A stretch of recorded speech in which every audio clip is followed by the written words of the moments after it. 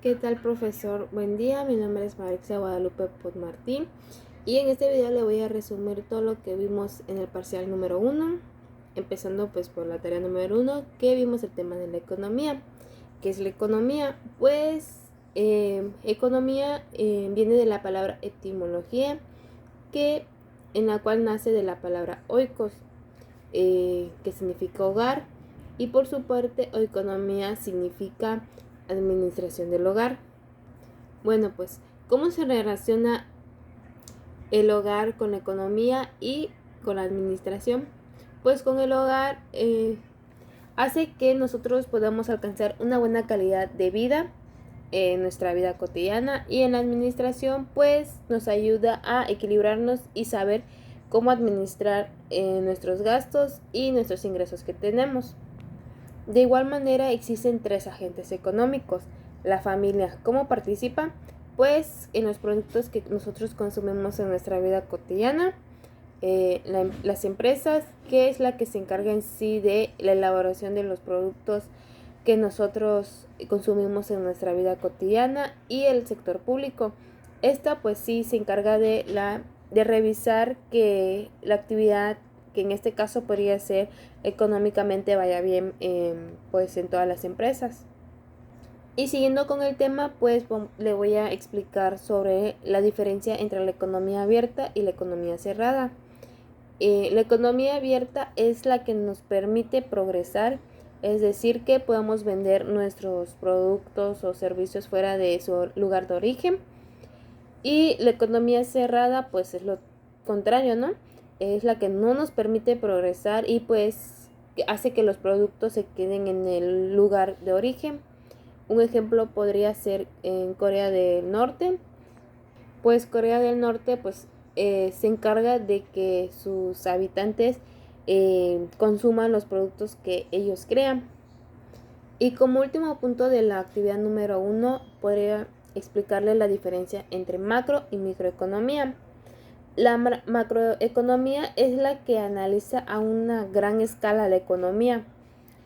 Pues los elementos que analiza son la inflación, la tasa de intereses, el tipo de cambio y los cambios de producción. Y la micro, pues como su nombre lo dice, es la que estudia a una pequeña escala en la economía, que podría ser en un estado, en una ciudad, en una entidad, etcétera. Y los elementos que analiza son los bienes, el servicio y el mercado. Bueno, pues esto fue todo de la tarea número 1, y ahorita les voy a hablar sobre la tarea número 2, que es los agentes económicos. Pues como primer punto sobre este tema son los recursos escasos, pues como su nombre lo dice, son los que sabemos que pues ya se están como que extinguiendo, pero los recursos escasos se dividen en dos partes, que son los ilimitados y los limitados. Los ilimitados son los que las personas ocupamos en nuestra vida cotidiana, pero que no tenemos control en estas, y pues nosotros mismos las hacemos que se vuelvan escasos. Y los recursos limitados pues son el agua, el combustible y las especies de peligro.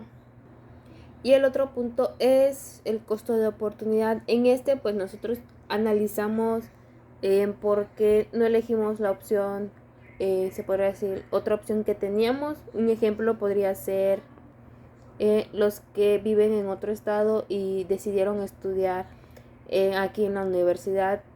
Ellos analizan como que las oportunidades que tenían aquí, por la cual decidieron estudiar. El siguiente punto pues es la clasificación de bienes. Aquí son tres, que son bienes de consumo, bienes de intermedio y bienes de capital.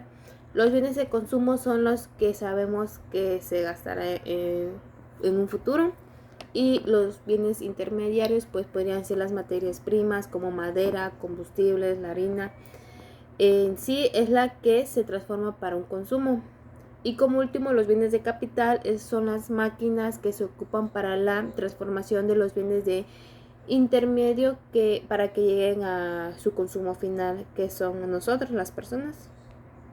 El cuarto punto es la especialización. Aquí un ejemplo pues podríamos decirle que es en lo que nosotros nos queremos especializar en un futuro, como pues en nuestro trabajo, ¿no? Que queremos. Un ejemplo mío sería serían las bodas especializadas, o sea, las temáticas, que podría ser las bodas mayas, de musulmanes, etcétera. Y el último punto sería el intercambio, que pues es la acción que se realiza con dos agentes económicos, que hay que hacer un intercambio a cambio de una compensación, que en este caso sería el dinero o algún bien o servicio. Ahora me toca hablar sobre la tarea número 4, la tarea número 3, que son los factores de producción, que existen 4, que es la tierra, el trabajo, capital y capacidad empresarial. Pero últimamente se creó una nueva, que es la tecnología. Un ejemplo del factor de producción de la tierra pues sería el lugar donde se cosechan las verduras, frutas, como los campos y así, ¿no? Y el trabajo sería la mano de obra que se le da al trabajo que se elabora. Pues el capital es, como su nombre lo dice, es el presupuesto que se ocupará para la producción de los trabajos. Y la capacidad empresarial sería la capacidad que nosotros tenemos para poder crear estrategias que puedan funcionar. Y la tecnología pues sería como un ejemplo, la tecnología de textiles, que es para mejorar y para la producción de las prendas. El segundo punto es la función de producción, que esta hace referencia a la cantidad de bienes que se pueden como producir como máximo teniendo una determinada cantidad de recursos. Como tercer punto sería la ley de rendimientos marginales. Esto sería como cuando un producto o servicio va disminuyendo en ingresos y se tiene que crear factores como estrategias para que no caiga este producto y se deje de vender, sino es que hacen como que las estrategias para que este producto o servicio vuelva pues al mercado, para que las personas lo puedan consumir o comprar para consumir. Y pues al final hicimos una actividad sobre el análisis de productividad, que el profesor nos dijo que lo hagamos pues lo que nosotros queremos emprender en un futuro. Pues en mi caso yo elegí el tema de bodas, que a mí me gustaría las bodas de India, que realmente son muy pues las bodas de India son muy bonitas y son muy perfectas. Las bodas duran entre 3 días.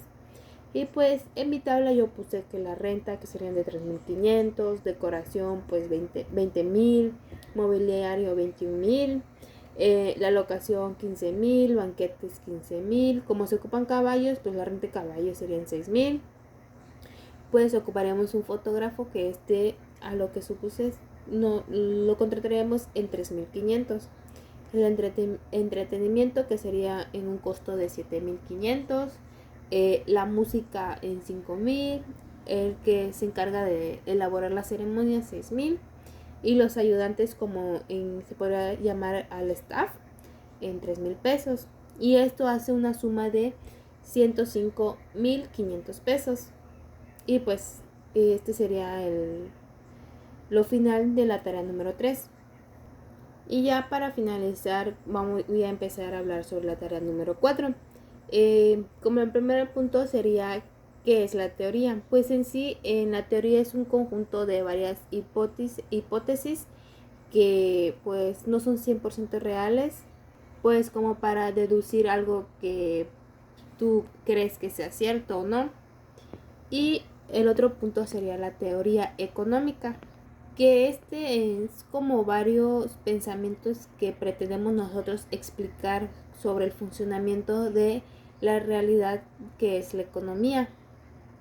Y ya por último pues le voy a explicar sobre las 13 teorías que hay, que primero sería la teoría primitiva, que su representante es Karl Marx, que se creó en el año 7000 a.C., que se trata sobre cuando la casa era un modelo de producción de la humanidad. La siguiente teoría sería el modelo asiático, que igual su representante es Karl Marx, que surgió en los años 3500 a.C. Pues este es la aparición del poder estatal económico político basado en la explotación. El tercero sería el esclavismo, que su representante es Aristóteles, que fue en los años 3000 antes de Cristo, que pues es esclavizar a los trabajadores. Pues esto era un tema muy sonado antiguamente.